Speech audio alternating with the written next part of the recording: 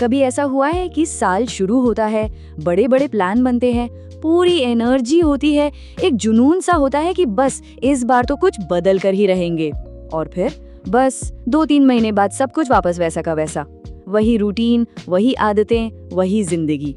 तो सवाल ये उठता है कि आखिर हमारे ज्यादातर प्लान्स और रेजोल्यूशंस फेल क्यों हो जाते हैं। ये एक ऐसी फ्रस्ट्रेशन है जो लगभग हम सब ने कभी न कभी महसूस की है, और इसका जवाब जानना वाकई बहुत जरूरी है। और इसका जवाब शायद थोड़ा चौंकाने वाला है। ये कोई पर्सनल कमजोरी नहीं है, ये एक सिस्टमिक फेलियर है। मतलब प्रॉब्लम किसी इंसान के अंदर नहीं है, बल्कि उसके तरीके में है, उसके अप्रोच में है। ये इस बात को न समझने की वजह से होता है कि असल में सच में बदलाव काम कैसे करता है। ठीक है, तो चलिए देखते हैं कि हमारा आगे का सफर कैसा रहेगा।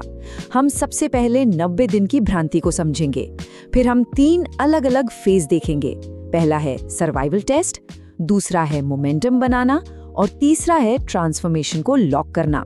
और आखिर में हम उन 4 मैकियावेलियन रणनीतियों पर बात करेंगे जो कामयाबी की चाबी हैं। तो चलिए पहले हिस्से में चलते हैं और 90 दिन की चुनौती को देखने का जो पारंपरिक नजरिया है उसे चैलेंज करते हैं। क्या हो अगर कोई ये कहे कि 90 दिन की चुनौती का असली मकसद 90 दिन पूरे करना है ही नहीं। मैकियावेली की एक बात यहाँ एकदम सटीक बैठती है, जो सिर्फ रिजल्ट के लिए काम करता है वो हमेशा हारेगा, जो प्रोसेस में महारत हासिल कर लेता है वो आखिरकार सब कुछ जीत लेगा। और यही इस पूरी समझ की जड़ है। मतलब मंजिल पर नहीं, उस रास्ते पर फोकस करना है जो मंजिल तक ले जाएगा। तो असली लक्ष्य है आइडेंटिटी शिफ्ट। इसका मतलब है किसी नए काम को इतनी बार इतने लंबे समय तक दोहराना, लगभग 66 से 90 दिन, कि वो आपकी पहचान का एक ऑटोमेटिक हिस्सा बन जाए। मतलब लक्ष्य 90 दिनों तक जिम जाना नहीं है, बल्कि एक ऐसा इंसान बनना है जो जिम जाने से खुद को रोक ही नहीं पाता। इस 90 दिन की यात्रा को, जैसा कि इस स्लाइड में हम देख सकते हैं, 3 अलग अलग फेज में बांटा जा सकता है। पहले 30 दिन होते हैं सर्वाइवल टेस्ट, जहां ज्यादातर लोग हिम्मत हार जाते हैं। अगले 30 दिन होते हैं मोमेंटम बनाने के, जहां चीजें थोड़ी आसान लगने लगती हैं। और आखिरी 30 दिन उस बदलाव को हमेशा के लिए अपनी आदत में, अपनी पहचान में लॉक करने के लिए होते हैं। चलिए अब पहले और सबसे मुश्किल फेज में थोड़ा गहराई से उतरते हैं। ये वो रणभूमि है जहां ज्यादातर सपने दम तोड़ देते हैं। तो देखते हैं यहाँ होता क्या है। जरा इस नंबर पर नजर डालिए, 80%। लगभग 80% लोग पहले 30 दिनों में ही हार मान लेते हैं। क्यों? क्योंकि रिजल्ट्स तुरंत दिखाई नहीं देते, और जो शुरुआती जोश होता है वो धीरे धीरे ठंडा पड़ जाता है। तो सवाल ये है कि कोई उन 20% में कैसे शामिल हो जो आगे बढ़ते रहते हैं। इसका जवाब हमारे अंदर चल रही एक लड़ाई को समझने में है।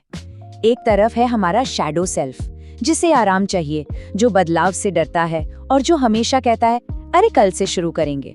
और दूसरी तरफ है हमारी सचेत इच्छा शक्ति, जो आगे बढ़ना चाहती है और कहती है नहीं, अभी करना है। ये आवाजें जानी पहचानी लगती है ना? तो सबसे जरूरी बात ये है, पहले फेज का लक्ष्य रिजल्ट हासिल करना है ही नहीं।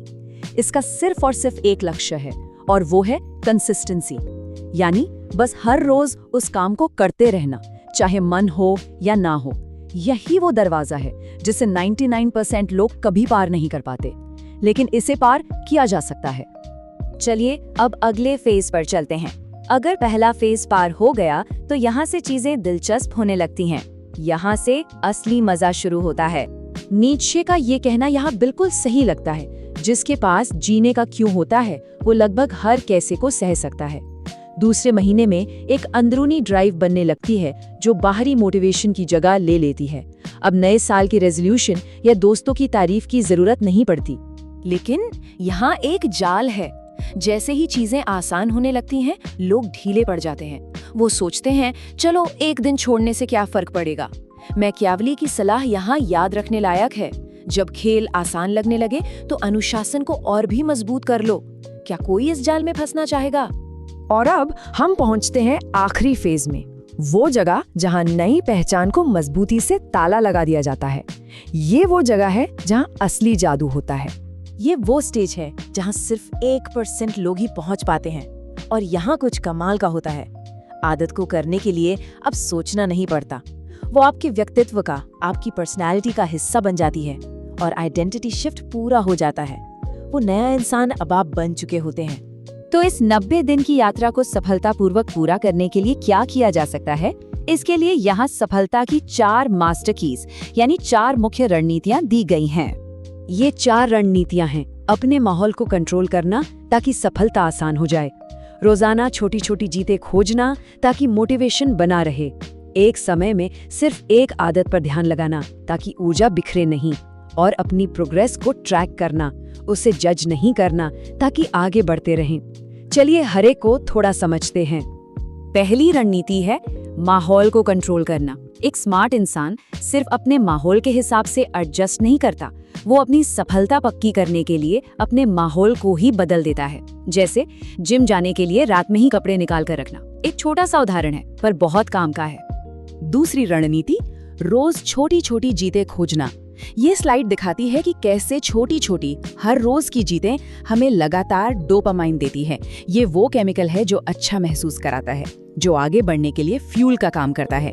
वहीं सिर्फ बड़े रिजल्ट का इंतजार करने से बर्नआउट हो सकता है। तीसरी और ये बहुत ही जरूरी रणनीति है, एक समय में एक आदत पर ध्यान लगाना। हमारी विल पावर एक लिमिटेड रिसोर्स है, बिल्कुल एक मोबाइल की बैटरी की तरह जो दिन भर में खत्म हो जाती है। सब कुछ एक साथ बदलने की कोशिश करने से ये बैटरी तुरंत ड्रेन हो जाती है। इसलिए एक लड़ाई चुने जिसे जीता जा सके।